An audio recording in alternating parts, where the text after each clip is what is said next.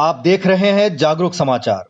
हमारा मकसद है सच को सामने लाना ताकि समाज को बेहतर बनाने का संघर्ष तेज कर सकें, अपनी भूमिका निभा सकें। जागरूक समाचार के 11 साप्ताहिक चैनल में आपका स्वागत है। खेरवाड़ा की बड़ला पंचायत के सरपंच का असामयिक निधन होने तथा बंजारिया की सरपंच के प्रधान बन जाने से 25 जुलाई को दोनों पंचायतों के उपचुनाव हुए। निसंदेह चुनाव शांतिपूर्ण तरीके से संपन्न हुए, पर जीत तो पहले के सत्ताधारी समूह की ही हुई। गांव वासियों और वोटरों का कहना है कि वे ही परिवार या समूह अपने चुनावी हथकंडा से बार बार चुनाव जीत जाते हैं, तो चुनाव या डेमोक्रेसी का क्या मतलब रह जाता है। खेरवाड़ा और केसरियाजी क्षेत्र में पिछले दिनों रास्ते में रोककर मारपीट कर लूट के मामलों में बढ़ोतरी देखने में आए हैं। लराठी निवासी राजकुमार जब अपनी पंचायत समिति सदस्य पत्नी के साथ गुजर रहे थे तो उनके साथ रास्ते में मारपीट हुई तथा उनकी मोटरसाइकिल छीन ली गई। लूटमार भी हुई। वहीं सारोली सरपंच किशोर तथा उनकी पत्नी के साथ लूटमार की घटना की गई। एक शाम को अभी अंधेरा होना बाकी था, तभी छाणी के एक व्यापारी परिवार के साथ मारपीट कर नकदी छीन ली गई। बावलवाड़ा थाना क्षेत्र में हाईवे पर पत्थर रखकर ट्रक के ड्राइवर और खलासी के साथ मारपीट कर नकदी छीन ली गई। देखने में आया है कि राहजनी करने वाले ज्यादातर युवा ही है। अभी आश्चर्यजनक लगता है कि चोरी और लूटमारी करने वाले युवाओं को कई बार उनके परिवार वाले छुड़ाने पहुंच जाते हैं, जिससे उन बच्चों को प्रश्न मिलता है और वे बड़े अपराधों की तरफ बढ़ते हैं। यह जानकारी मिली है कि राजकुमार वाले मामले में पुलिस ने रास्ता रोककर लूटमार करने वालों के विरुद्ध प्राथमिकी तक दर्ज नहीं की तथा आपस में समझौता करने का दबाव बनाया, जिससे अपराधियों के हौसले बुलंद होने की पूरी संभावना है। ऐसा लगता है कि इस तरह के पुलिसिया व्यवहार से अपराधियों को नहीं बल्कि आम लोगों को भय लगता है। राजकुमार ने कैमरे पर अपनी पीड़ा नहीं बताई, पर इस बारे में हमने लूट के शिकार किशोर से बात की। सुनिए। अपने गांव जा रहा था आराम से, तो उच्चक के लमसम 9 बजे के आसपास ये बायडी ग्राम पंचायत से आगे हमको क्रॉस हुए दो बाइक क्रॉस होने के बाद थोड़ी ओवरटेक करने की स्टाइल में थे, लहराते हुए आए। फिर वापस हम तो निकल गए और वापस उन्होंने गाड़ी घुमा करके एक बाइक पे वो 4 सवार हुए और हमारा पीछा किया। तो मैंने समझा पर राही हैं और हमेशा रोड पे आते जाते थे, पर उस समझ में पड़े नहीं।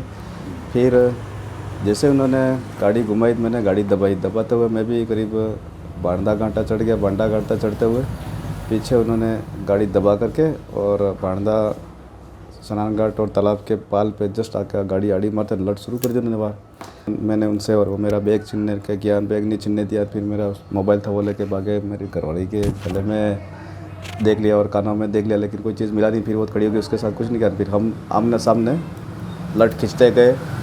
उन्होंने एक जने ने वार करता गया, एक लट मेरे पे मैंने पकड़ लिया।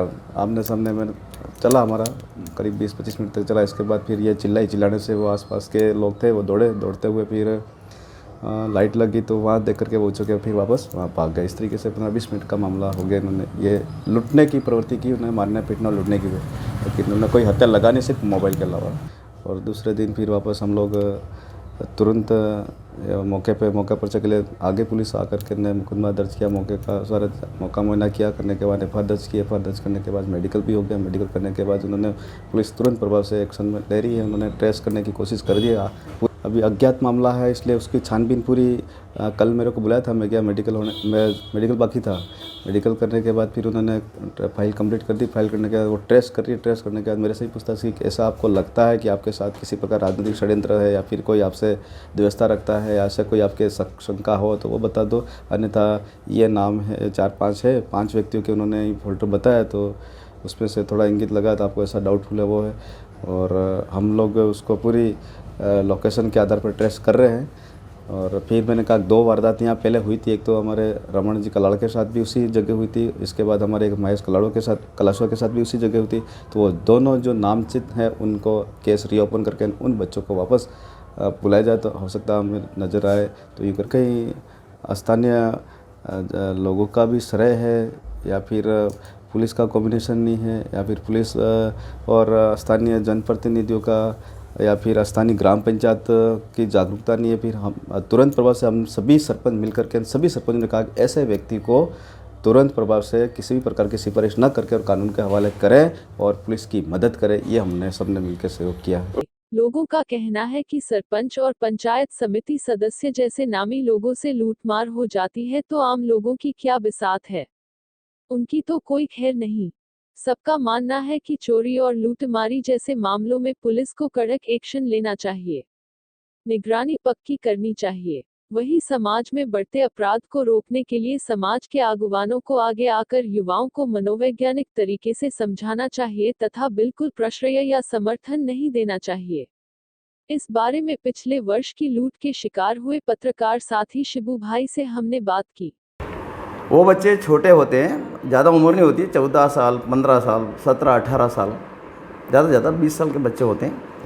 उन लोगों को उन बच्चों को सही ढंग से गाइडलाइन नहीं दी जाती है। बच्चों को माँ बाप का भी कोई कंट्रोल नहीं होता है। उसकी वजह से ये बच्चे राहगीरों को रोकते हैं, उनके साथ में लूटपाट करते हैं। और पुलिस प्रशासन भी नाबालिग समझ के उनको छोड़ भी देते हैं। कई बार उनके पेरेंट्स भी आते हैं, जो जब का केस बनता है या फिर किसी प्रकार की कोई कार्रवाई होती है जब पुलिस की, तो उनके जो पेरेंट्स हैं वो जाके मतलब कहते हैं भाई बच्चा नादान है, गलती हो गई, ये हो गई, उसकी वजह से उनको छोड़ दिया जाता है। कुछ समय बाद ये बच्चे फिर से वही वारदात शुरू करते हैं। इसकी वजह से क्या है कि खेड़ा क्षेत्र के अंदर आए दिन ये घटनाएं बढ़ती जा रही है। पुलिस प्रशासन वैसे काम कर रहा है, मैं ये नहीं कह रहा हूँ कि पुलिस प्रशासन काम नहीं कर रहा है, लेकिन कहीं न कहीं एक सवालिया आ रहा है कि सवालिया इसलिए आ रहा है कि कहीं न कहीं क्यों ऐसी वारदात बढ़ती जा रही है, क्या कंट्रोल नहीं है। तो कहीं की कमी माँ बाप से लगा के पुलिस प्रशासन की और आम लोगों की भी, इसलिए मैं मानता हूँ कि कई लोग तो पुलिस में FIR दर्ज नहीं कराते हैं। इसकी वजह से भी उन लोगों के हौसले बुलंद हो रहे हैं और उसके साथ साथ दूसरे युवा भी इसका फ़ायदा उठा रहे हैं।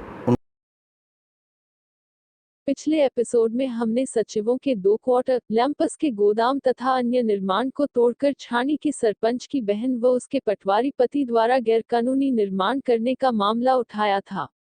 इस बारे में जिला कलेक्टर के आदेश के अनुसार उपखंड अधिकारी महोदय ने नयागांव के तहसीलदार और विकास अधिकारी से तत्काल जांच करवाई। एक बार तो उन्होंने काम रोक दिया पर जल्दी में लीपापोती कर दी। इससे एक दिन काम बंद रहने के बाद वापस धुआंधार निर्माण कार्य शुरू हो गया। छानी के नागरिक फिर जिला कलेक्टर चेतन देवड़ा के पास पहुंचे और 6 सूत्री मांग पत्र देकर तत्काल काम रोकने की मांग की। प्रतिनिधिमंडल ने बताया कि जिला कलेक्टर दूसरी बार के आदेश के बाद उपखंड अधिकारी खेरवाड़ा स्वयं छानी पहुंचे और गैर कानूनी काम को तत्काल रुकवा दिया। उपखंड अधिकारी महोदय ने छानी नदी पर हो रहे अतिक्रमण का भी निरीक्षण किया तथा आवश्यक आदेश दिए। इस सारे मामले में छानी और खेरवाड़ा के लोग सवाल उठा रहे हैं कि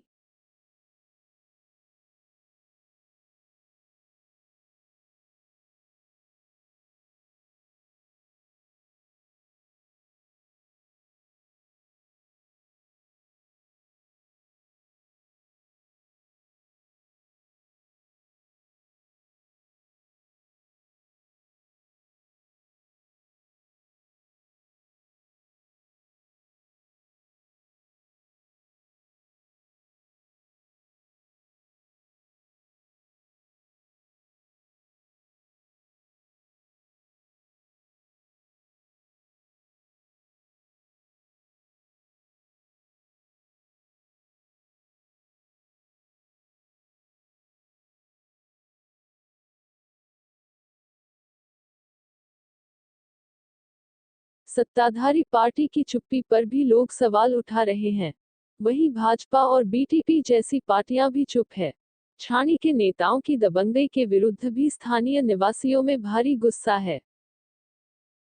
कैटल शेड मामले में भ्रष्टाचार के विरोध में जागरूक युवा संगठन और भ्रष्टाचार विरोधी संघर्ष समिति द्वारा आंदोलन किया गया। आंदोलन की वजह से सरकार ने व्यापक जांच की तथा अप्रैल 2020 में भ्रष्टाचारियों के विरुद्ध प्रशासन द्वारा भारतीय दंड संहिता की धारा 420 व 506 के तहत प्राथमिकियां दर्ज करवाई गई। परंतु 15 महीने गुजर जाने के बाद भी अभी तक कोई गिरफ्तारी नहीं हुई है, कोई वसूली नहीं हुई है, न ही लाभार्थियों को कोई सामग्री मिली है। पिछले दिनों कुछ पंचायतों में सामग्री डालने की खानापूर्ति हुई तथा बाद में संगठन द्वारा जिला कलेक्टर महोदय को ज्ञापन देने के बाद एक बार फिर जांच वाले दौड़े। इन सब स्थितियों को देखते हुए जागरूक युवा संगठन और भ्रष्टाचार विरोधी संघर्ष समिति ने दिनांक 6 अगस्त 2021 को उदयपुर जिला कलेक्टर कार्यालय के बाहर एक दिवसीय धरना देने की तैयारियां तेज कर दी है। इस बार की मांगे हैं, भ्रष्टाचारियों को गिरफ्तार करो, भ्रष्ट तत्वों से वसूली करो, लाभार्थियों को पूरी सामग्री एवं बकाया पेमेंट तत्काल करो। पूरी अगर आपको ये वीडियो पसंद आया तो आप लाइक कीजिए, सब्सक्राइब करिए, जो पास में घंटे का निशान है उस पर प्रेस कीजिए और जो आपके विचार हैं वो आप हमें कमेंट सेक्शन में लिखकर बता सकते हैं। शुक्रिया।